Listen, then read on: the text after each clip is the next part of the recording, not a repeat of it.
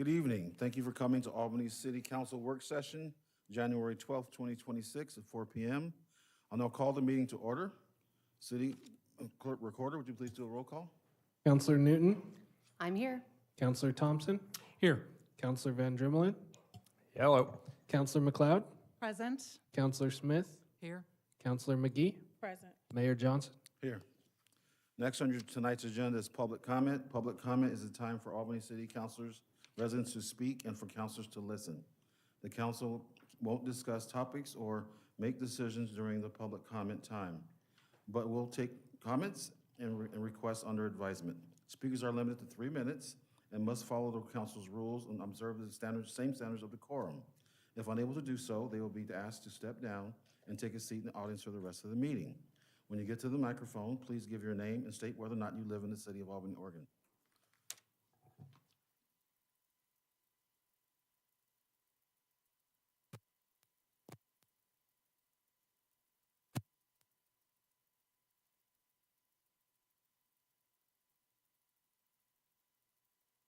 I will call on Eric Glass.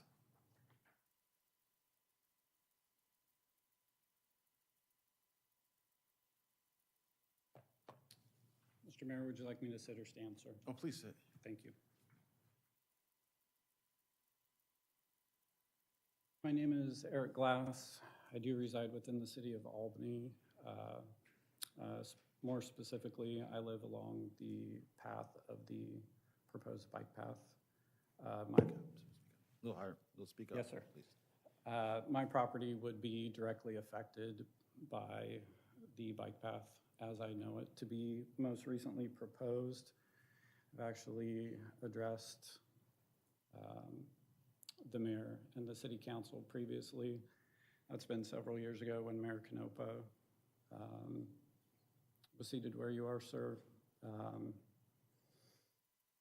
My family is in direct opposition to the bike path. We believe it would create a dangerous situation directly related to our property, and it would also dramatically affect the area, bringing in potentially an influx of individuals choosing to camp and reside along the path. The path essentially is obstructed from public view with very little access for any law enforcement or first responders. And the most concerning part of the path is that it is completely out of the way. It is not along Highway 20 where it would be in view of the public and where most people looking to use a path to commute will prefer a most direct route. Our youngest son rides from our home to North Albany Middle School every day on his bicycle and has done so this entire school year. If our property is seized by either the city, the county, or the state of Oregon, and a bike path is forced to be put where it is proposed, our son will not ride on that path.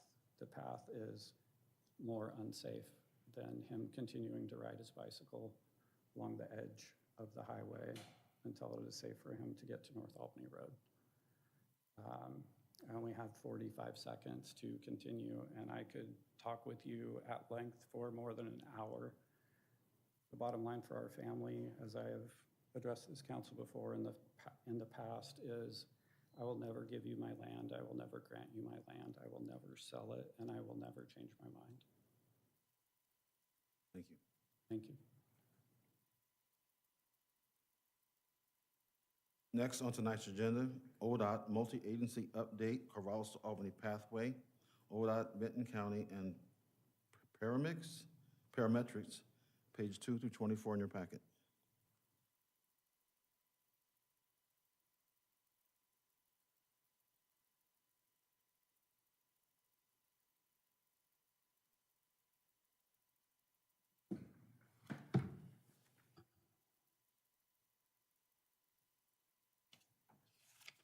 Good afternoon, councilors. My name is James Feldman. I'm a project manager on the ODOT side for this project. And to my right is Laurel Beyer, county engineer, Benton County. And on my left is Ryan Farnsworth, Farncombe with Parametrics. Apologize. Tonight, we'll be presenting on the Corvallis to Albany path, which has been in consideration for a long time now. It's been a few decades, actually. And one element of that is how it connects to North Albany. And so although this is a ODOT and Benton County project, it's very relevant to the city of Albany, as you've already heard. So tonight we'll go through a presentation on the outreach we did in the fall, some of the alignments we're looking at, and then give you an update on where we're going after this. And if either of you would like to introduce yourselves as well. I'll just state for the record, I'm Laurel Byer. I'm the county engineer for Benton County and been working on this project for a while. So thank you for entertaining us again. And Ryan Farncombe with Parametrics. Thanks again, Mayor and councilors, for your time today. I'll get going. Please.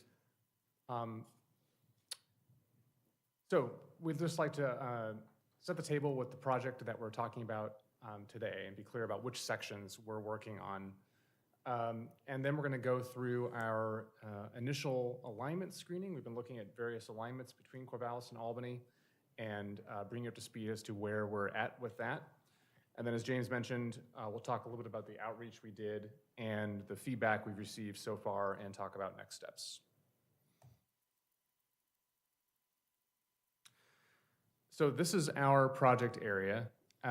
So our project is starts near Corvallis, where the recent path project was just completed to Merloy, and extends east to right around the west city limits of Albany.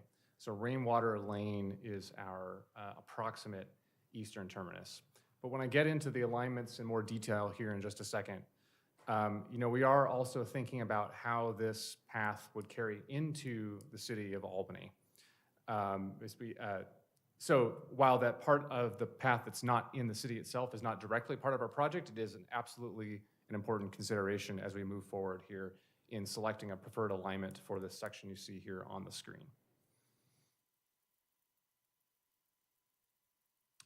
So our overarching goals with this effort are to develop an all ages, all abilities walking, biking, rolling facility between Corvallis and Albany. And so when we say all ages, all abilities, what we're aiming for is the kind of facility that you would send your 8-year-old or your 80-year-old out on confidently, so safe and comfortable and separated from traffic.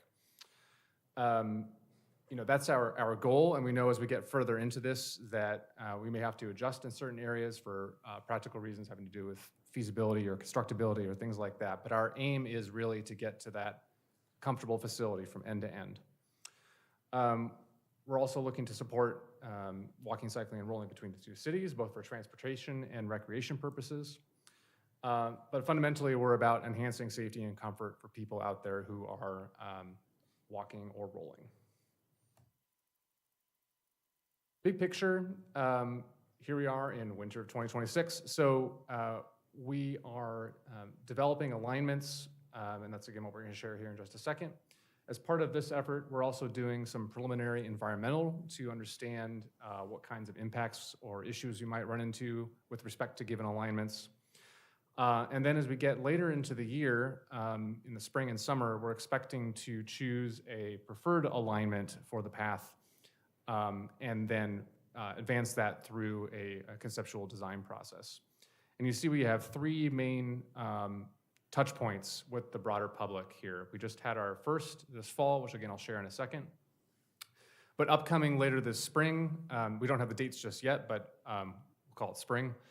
We're intending to go back out to the public with the alignments we've been looking at and an understanding of the pros and cons of those alignments and an initial recommendation about the alignment so we can get feedback from the broader community, but also very intentionally folks living, working, traversing the corridor itself.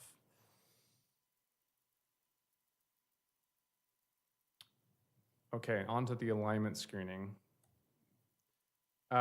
So this is a multi-step process. So we've got evaluation criteria that are helping to guide our selection of alignments along with feedback from the public and the community. And we've done an initial exercise to kind of throw everything at the wall and say, what are every possible alignment we could be looking at in this corridors to make sure that we haven't left anything out in our initial analysis. So where we are now is narrowing to that short list of alignments that have the most promise, that we're going to do more detailed analysis on. After that, after we advance those alignments, conduct more technical analysis, talk with the community, that's when we'll get towards selecting a recommended alternative. And I won't read all these to you, but just wanted to briefly show our evaluation criteria that we're using to help guide us here. So there's both kind of outcomes-related criteria, what do we want this project to achieve, and then also feasibility criteria in terms of what's possible in terms of constructability and cost, right-of-way needs, et cetera.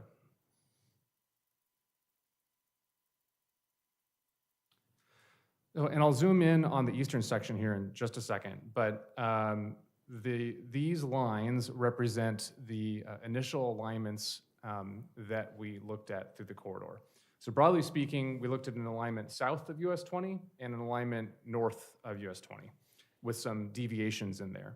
And then things get a little bit more complicated as you get further east in the corridor. I'm going to zoom in here on the east end of the corridor. So this is coming into Albany here. There's Rainwater Lane again. The dashed blue line that you can see on there, east of Rainwater, largely follows the alignment of a previously designed segment of the path. And so that's obviously a consideration for us. But as we look at how this path will ultimately connect into the city, we have a number of options on the table. We whittled these down in a second, so I will show you these in just a minute. But again, we looked at possibilities along US 20, along or near the existing rail line there, and then along Thornton Lakes Drive as well. So big picture summary of some of the issues and findings so far. So when we're looking on the north side of US 20, one of the issues is that it's likely not feasible to place the path between the rail line and the highway. It's very likely that we would be encroaching on the rail right-of-way with that, and that is essentially a fatal flaw. We know that the acquiring railroad right-of-way for the path is not possible, and it's doubtful that we would ever get to an easement with them. North of the rail is possible, but there would be significant right-of-way acquisition as a result. There are some steeper slopes in areas, especially as we get further to the east. And depending on what side of the road the highway we're on, at the very least one crossing of the rail would be required somewhere in that corridor. On the south side, so the south side of US 20, one of the issues we're contending with is proximity to homes and driveways, especially at the east end of the corridor. The floodplain is also a factor, especially east of Independence Highway, and as we get closer to the city. And at the very least, one highway crossing would be required. And an at-grade crossing of the highway as part of this project is possible, but challenging. So one of the key things we're starting to work on now is understanding what the realm of possibilities are around crossing the highway and rail. These kind of black and white bars indicate just illustrative crossing locations. But because an at-grade, meaning crossing the street at the same level as cars, is not likely possible because of speeds and volumes, we have to look at either a structure that goes over the highway and possibly the rail, or potentially under. So that is a complex subject that we're delving into right now, and will help us better understand which alignments are most viable, especially on the east end of the corridor. Last thing I'll mention too here is, sorry, don't get dizzy with me going back and forth. A key consideration for us also here is, maintenance and user safety and comfort and personal security. So for example, that kind of pinkish line that goes along the river, that was one of our originally considered alignments. We, the technical team, have ruled that out for a number of reasons having to do with environmental, but also because of the lack of visibility for that path. So we're keenly aware of making this path comfortable and also deterring unwanted uses on a future path.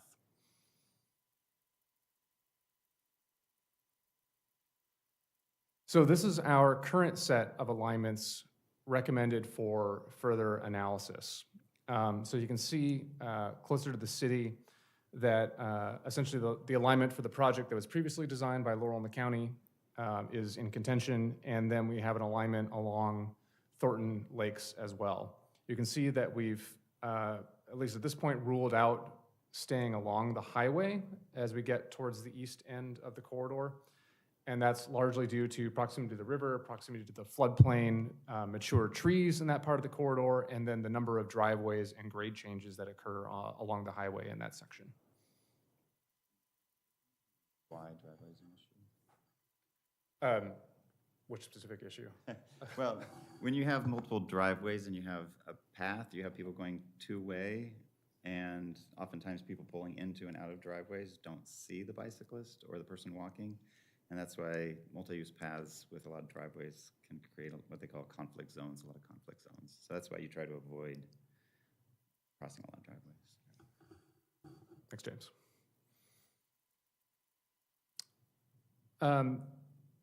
Should I pause here for questions or comments before I move on, or finish the presentation?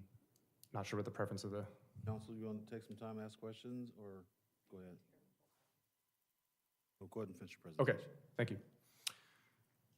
Can always go back to that. So now I want to talk through just a bit about our outreach we did this fall. So while this project has been around in various forms for a long time, we still wanted to introduce this new phase of work to the community, since we're getting down to brass tacks about where this facility should go. We wanted to get general feedback from folks about their hopes, concerns, issues, so we can get ahead of those as we're thinking about the right alignment for the corridor.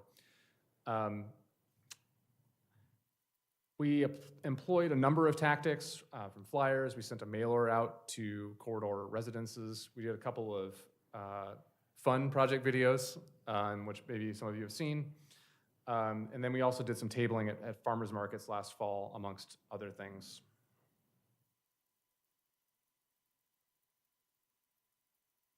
There's a screenshot of our video, which is still up, right? Yeah. Yeah, okay.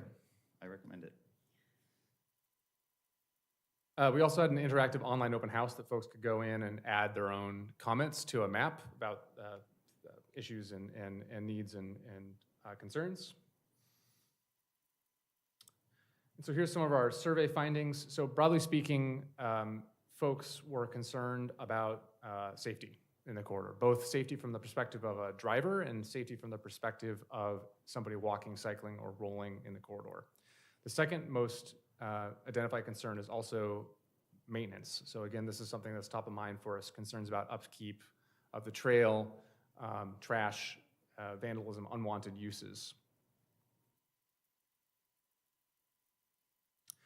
So I think it's also important to note that while we did ask folks a question around what is their general support for the project, and we found that most folks who at least responded to our survey said they supported this project, really the focus of engagement was around the actual corridor and the actual how will this path be achieved, because this project's been in the transportation system plan and been underway in various forms for a long time. So I think it's safe to say that as part of this project, we're moving past from should we do the project to how do we do the project. There is concern around, again, crime and policing. I think while the project we're engaged in is fundamentally a planning and design project, that a discussion around maintenance and enforcement is integral to what we're doing right now, so that people have confidence that as this moves forward, there is a plan and we're thinking about these concerns that are top of mind for folks. A lot of interest, obviously, in safety and comfort for those using the facility already. And people expressed wanting to know clear next steps and transparency around the process, which of course is our goal. So in terms of next step, we're already starting this now. Actually, mailer's gone out again to corridor property owners just end of last week. But we're starting direct outreach to property owners in the corridor to talk about the project more. We're beginning to advance those narrow set of alternatives I presented earlier, and then eventually moving towards our initial recommendation, which will go back out to the community and partners to vet. That again will happen in the spring. And then once we are through that, we'll start to advance the design, hone the cost estimate so that the county can proceed with seeking construction funding. Anything else? Actually, a thought occurred to me is that the city of Albany actually applied for and received a grant from the Oregon Community Paths program to continue this work after this project is done. And so the city, so you may see me again in the future regarding how the path continues from North Albany into downtown. And it just recognizes that the city of Albany staff have also recognized the need for more planning and design on the alignment into downtown. I'd love to hear your thoughts on the project, your thoughts on the alignments as we go into the next outreach section, period. Council, you have anything? Any questions? Are you reaching out to adjacent property owners as well? Or was it just the property owners that are going to be along the path? So we won't talk to everybody within proximity of the potential path alignments. So the mailer has gone out to basically everybody who is adjacent to the corridors. Okay, excellent. And you guys already talked a little bit about the safety risks along the corridor. Do you know how those are being prioritized in alignment decisions? That's a great question. Oh, sorry. And as we get into the fleshing out these alternatives further, again, we're starting from a place of how do we make this as comfortable as it can be for everybody who wants to be out there from end to end. And so if we run into issues in the corridor where there's a constriction or a constraint that is, for example, far too costly for us to deal with, and say, instead of a separated path from the highway, we may need to talk about a brief section of bike lane on Thornton Lakes, for example. Okay. Then we have to weigh that, I think, with partners in the community about the kind of trade-off we're making there, right? So at this point, I don't think we've gotten quite there yet, but we're starting from the point of all ages, all abilities. Did that answer your question? I'm sorry. Add on to that. Yeah. Do you have something else to add, Mr. Feldman?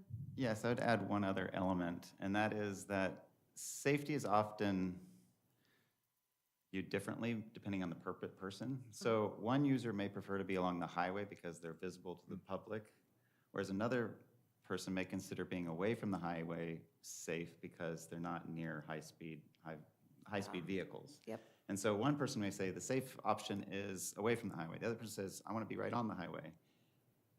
And you can't do both. We're not going to do a path on both.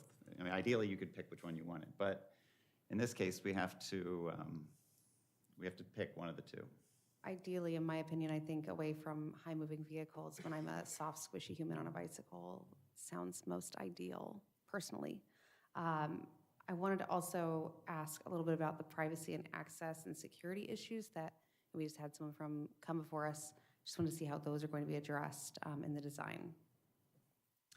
Yeah, so there's two sides to that coin in my view. There's the design element, there's the way you design the path to minimize the risk of those kinds of things happening, right? And so those include like crime prevention through environmental design kind of tactics, like visibility to people using the road, clear sight lines, fencing, lighting potentially in places as well. And then there's the other side of the coin, which is maintenance and enforcement. And I think that piece is, again, even though we're not anywhere near constructing this facility yet, having that conversation and presenting the initial thoughts from the county and the state around what that framework would look like for enforcement and maintenance is important during this process so people know that both sides of that coin are being addressed. Okay, awesome. So any counselors, please? Well, how many homeowners will be impacted potentially by this project? That's Somebody has a number. Depends on the alignment that Yeah. we select. And it depends on some options within those alignments on how we situate the trail and whether or not it's within or outside of right-of-way. You know, I think our goal is to stay in right-of-way to the maximum extent possible with the alignments. And so like the solid yellow line here largely follows US 20 right-of-way nearly the entire way. So I don't think I could share an exact number at this time. Definitely once we get into the next piece of this, we would have clear numbers and identify locations where there would be private property impacts.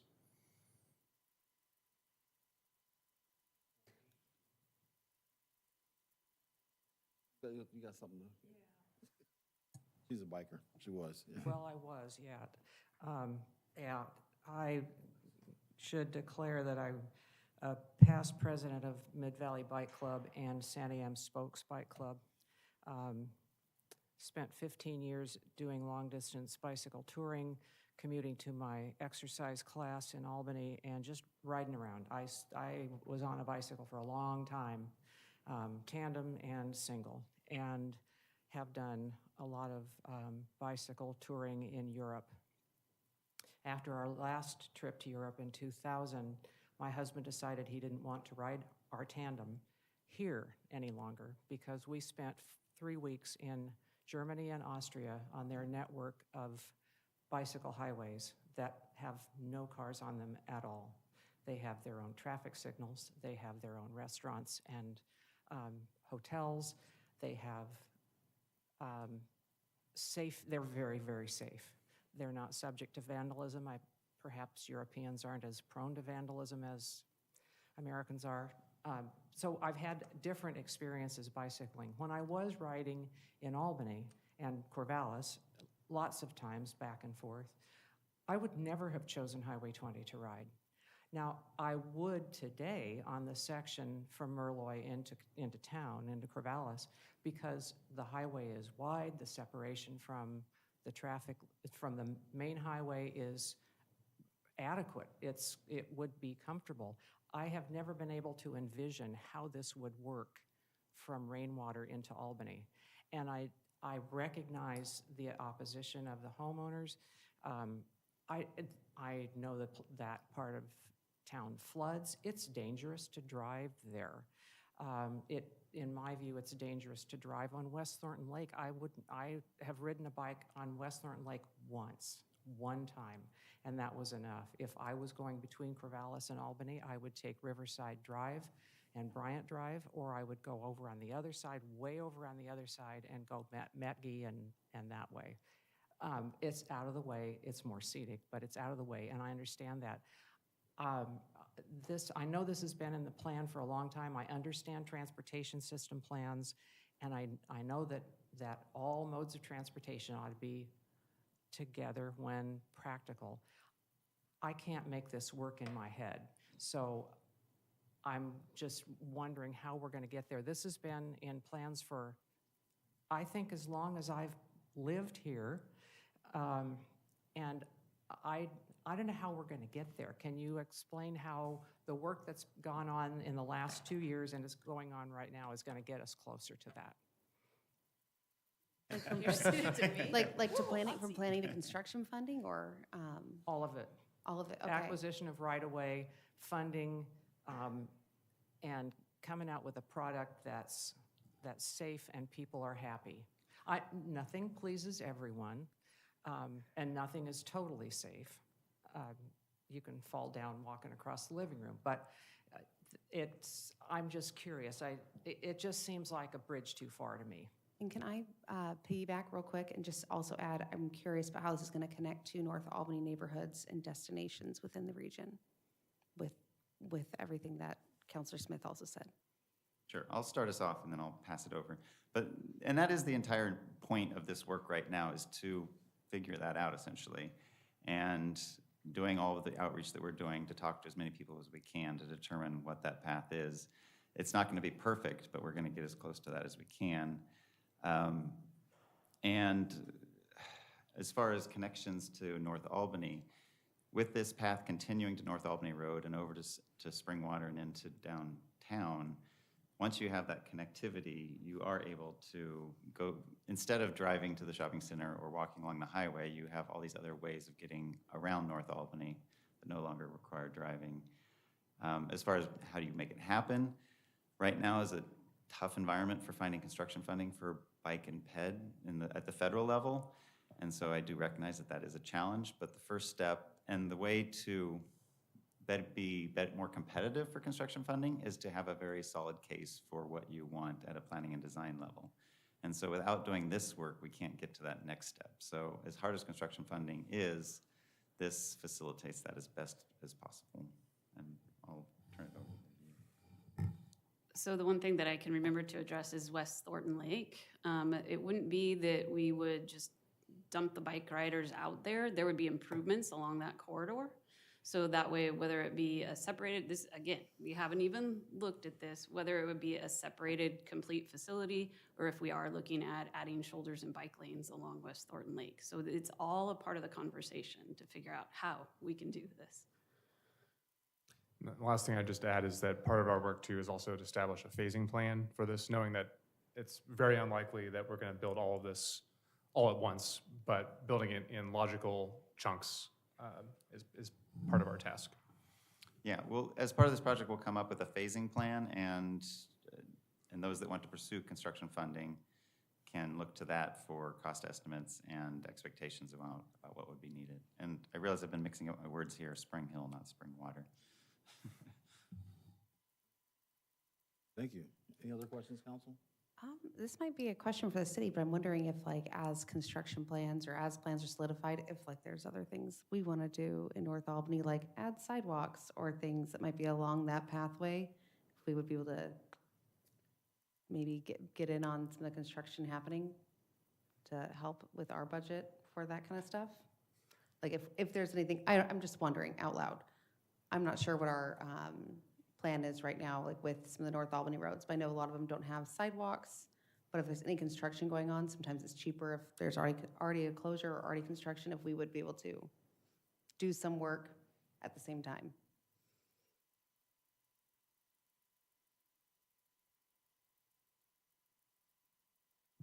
I'm not sure what your question is, Counselor. Would it be possible if while they're doing construction, if we'd be able to do some additional like if, I'm just thinking if there's a road that we've been intending to add on a sidewalk, if they're already doing construction on like the bike path, if we're able to maybe move some things forward, if there's already construction happening. Right. I'm just wondering if that might be something, a Well, possibility. It's like we do with street maintenance. It's always better to coordinate maintenance activities, so you're digging only once or doing work only once. It would take some coordination, but I think that's quite a bit premature based on what we've heard right Well, now. And I know that as our funding is right now for roads and such is pretty dismal right now. Just thinking, can we keep an eye as this project progresses to think about coordination in the future? I can also respond to that, is that if once the alignment is determined, as development occurs and you know that path alignment is approved essentially, you can set aside space for it or build it depending on the situation in a piecemeal fashion, but that's in a very specific, narrow range of circumstances. Thank you very much for your presentation. And can I add one more thing? Sure. We will be at two more decision-making bodies in the next year. Probably Benton County Commissioners and probably the Corvallis area or Albany, actually more appropriately, Albany area MPO meeting. And so I'd encourage you to tap into those meetings as needed, and then let me know as well as if we don't have it scoped to come back to you, but if necessary or valuable, I could probably make it work to come back and present on any specific topic. But any guidance or support or feedback you can give us is very valuable because it is so relevant to the city of Albany. How can people get involved, get more feedback to you? Like how, if I had a constituent reach out and I would say, oh, here's how you can submit X, Y, and Z on this website. How can we have great constituents question. get more feedback to you guys? Yes, we have a project webpage, and you can see me after the meeting or just type in Corvallis to Albany Path. and it should come up pretty high on the results. And my name and email and phone number is there. There's a link to sign up for updates, and that will notify you when things like this happen or outreach happens. So, and then always Laurel at the county is available. We're trying to contact as many property owners that are affected right now so that they can also direct inquiries to her as well. So yes, thank you very much. Okay, I'm trying to see if it's on here. I found it, yeah. Yeah, website's there, okay. There are a few Corvallis to Albany Path projects, and so just make sure you're looking at the Merloy to Rainwater section. Thank you. Appreciate your time. Thank you. Thanks, everybody. Next on tonight's agenda is business from the council. We're going to take a 5-minute break. Be back at 4:40.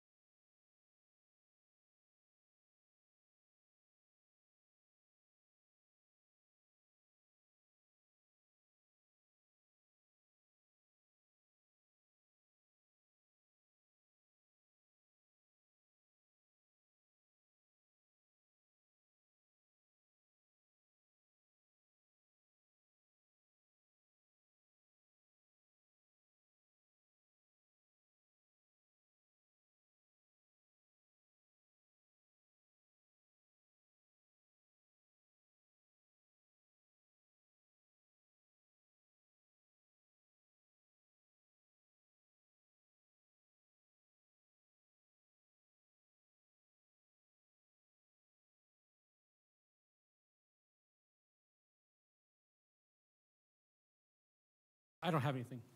Thank you. Counselor Newton? Happy New Year, but that's it. Okay. Counselor McLeod? Thank you. I do have a couple things. Over the holiday, I traveled to Tucson, where I rented a car and I drove all over the streets in Tucson, in and out of town. I noticed that the roads in Tucson were very nice, very new. And so I did a little research on why the roads in Tucson looked so good. I had some conversations with residents there. I found out that the roads in Tucson were not always so nice. In fact, just recently, they were not so nice. And that road maintenance was funded by Props 101 and 411, which were a half-cent sales tax to fund the road maintenance. So kudos to the city of Tucson for funding their road maintenance. Just a shout out to the city of Tucson for that.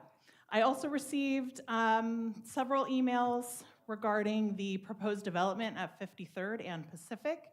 There were concerns with traffic and with the noticing requirement. And I had a question for Mr. Rutgers about the noticing. And if the HOAs had been noticed on that development. Yeah, so I appreciate you coming up. I didn't have a chance to answer. So Thank you. when we do our noticing, it goes out, in this case was 1,000 foot, that from the property edge to all the neighbors within 1,000 feet. We do send to recognized neighborhood organizations. HOAs are not on that list right now. So a good example of recognized neighborhood organization would be the North Albany Neighborhood Association that we're familiar with. I don't think it would take a significant amount of effort for, say, if the folks down in that 53rd area wanted to create that, and it's as simple as putting them on our contact list. The HOA themselves, I know as we've gotten a lot of comments that the information's been kind of distributed out amongst a lot of the members now. But all the information is available on our website. And as I think Peter had forwarded an email earlier this morning, or maybe it was on Friday, that for many years you've been able to access not only the notice, but some of the basic information about the project online on our website. We have just added to where you can view all the application materials. That's brand new for us. In the past, people had to, they'd look at the application notice and then they would call us and ask for a copy of the packet. Now we've just went ahead and made that available online, so.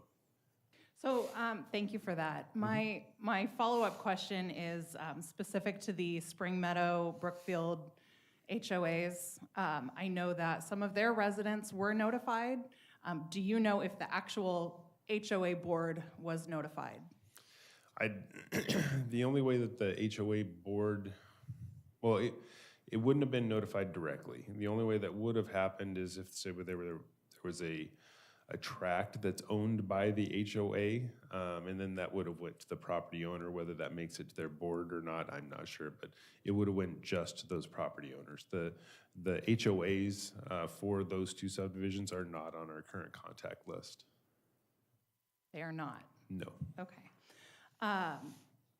Do you know why they're not on your contact list? What? Do you not have contact info for them, or? They're not one of the, because how the state law is written is that it goes out to, well, in this case, it was minimum of 1,000 feet from the property, as we notify all the property owners within that range. So if the HOA is not one of the property owners, we wouldn't have notified them. Now, if they owned, say, one of the tracts, they would have gotten a notice. It would have went to whether they're either PO box or however that's registered. Okay. Now, if they went through the process of becoming a recognized neighborhood association, they would go onto our contact list and then would be notified as one of those groups on any land use action in that area.